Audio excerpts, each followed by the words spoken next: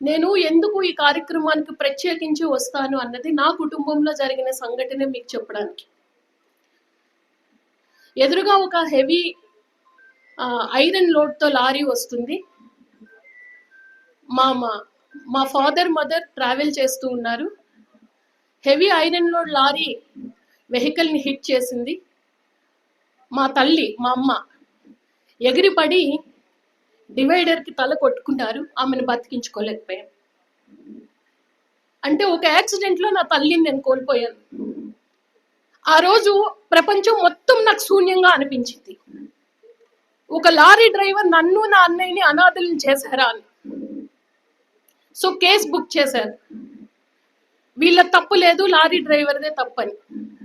నేను చెప్పాను, ఆ లారీ డ్రైవర్ నా తల్లిని తీసుకురాలేడు, కానీ నేను ఆ లారీ డ్రైవర్ని శిక్షిస్తే వాళ్ళ కుటుంబం ఏమైపోతుందో, ఏం కేసు పెట్టాల్సిన అవసరం లేదు, వదిలేసేయండి. అంటే నాకు జరిగిన సంఘటనే వేరే వాళ్ళకి జరగకూడదు అని చెప్పడానికి నేను ఈ సమావేశానికి వచ్చాను. ఈ రోజుకు కూడా ఒక కష్టం వస్తే మాట్లాడుకోవడానికి నా తల్లి లేదు అని నేను బాధపడుతూ ఉంటాను. అంటే ఒక్కసారి ఆలోచించండి, ఈ బాధ నేను మీతో చెప్తే ఒక్కరు కాకపోతే ఇద్దరన్నా మారుతారు, డ్రైవింగ్ చేసినప్పుడు జాగ్రత్తలు తీసుకుంటారు అని చెప్పడానికి మాత్రమే నేను వచ్చాను. సో ఈ సందేశం ప్రతి ఒక్కరికి వెళ్ళాలి.